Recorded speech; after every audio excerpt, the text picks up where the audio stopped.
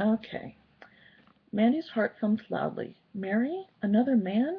Soon as my father is gone? She was thinking. Well, I suppose so. You could never make it on your own here with two girls and no man around. I certainly wish I could have saved him, Jim. Could have saved Jim, Etta. He was a fine man. He'll be hard to replace. Mandie jumped up and ran out the back door. Jo came closely on her heels. She had tears in her eyes and didn't want Jo to see. He followed her as she raced up the mountain road to the cemetery, where her father was buried, and fell on her knees beside his grave, weeping uncontrollably. Mandie, was all Jo said as he caught up with her, but she understood. Finally she rose and wiped her tears on her apron. Jo held her small white hand.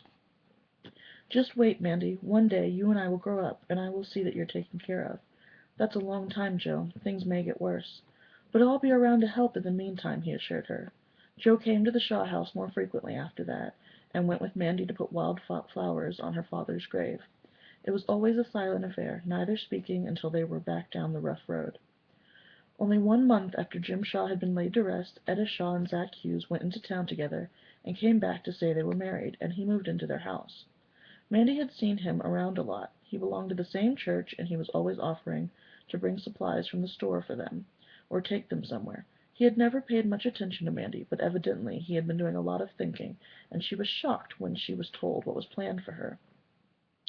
They were sitting around the supper table on Friday night, 2 weeks after the wedding, when it happened. "Well, Amanda," began Etta, clearing her throat, "we're a-fixin' to send you to live with the Brysons over yonder at Almond Station. They have a brand new baby and need some help." "Mamma!" was all she could say. "Now, no argument. It ain't but 2 hoots and a holler away. We can't make a livin' here as 'tis, and you'll just be one less mouth to feed. They'll give you a better home than we got here, and plenty to eat," Etta told her. "But, mamma, now Amanda," Zach Hughes cut in, "we've already made the arrangements. They'll be here after you tomorrow, so get your things together tonight." Mandie, knowing she was beaten, fled from the table and went outside to sit in the dark, under the chestnut trees. Snowball followed her, and spread himself out across her feet. She wished with all her might that Uncle Ned would come to see her. He had promised to watch over her, and he had shown up at least once a week since her father had died. But he had already been there on Wednesday night, and she didn't have much hope. "Please, God, help me," she pleaded, her face turned toward the moonlit sky. "Even if you don't love me any more, won't you please help me?" "Papoose need help? Me help." She couldn't believe her eyes, when Uncle Ned stepped out from behind the tree in front of her and came forward. "Me help, Papoose." "Uncle Ned, how did you know? I didn't expect to see you again this week." The old man sat down on an uncovered root of the tree. "I know things. I hear things. I walk, no sound. I watch, Papoose. Sit, powwow, tell trouble." She sat down next to the old man and put her head against his deerskin jacket. She repeated what her mother and Zach had told her. "I know. I listen to talk, so I come." He put an arm around the child. "But what can I do, Uncle Ned?" "Papoose must go. Uncle Ned watch over her at Newhouse. I promised Jim Shaw. I keep promise." "I wish you were really my uncle," she said wistfully at the old Indian. "Then I could go live with you. You said I'm part Cherokee. Couldn't I go home with you, Uncle Ned, please?" "No. Papoose must get book learning. Jim Shaw say you must go to school. When Papoose big squaw, then Papoose live with the Cherokees." "Amanda! Amanda!" Etta was calling from the back door. "Where are you at? Get back in this house and get rid of these dishes." The old man quickly rose. "I go now. I watch Papoose new house. Better squaw not see me."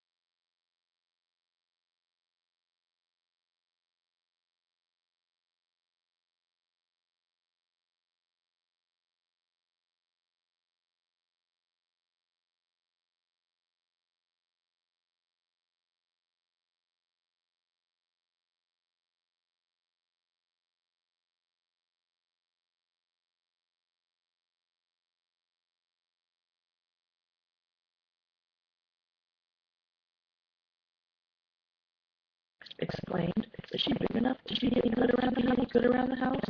The man silently turned to listen and look. "Course she is. She's 11 years old, after all. Be 12 next week. Just the age for you to train her the way you want." Gave the girl another shove. "Now get your things, Amanda." Mandie climbed the ladder and blindly crammed her few belongings into a flour sack her mother had given her. She picked up Snowball and went back downstairs. The Brysons were in a big hurry to get going.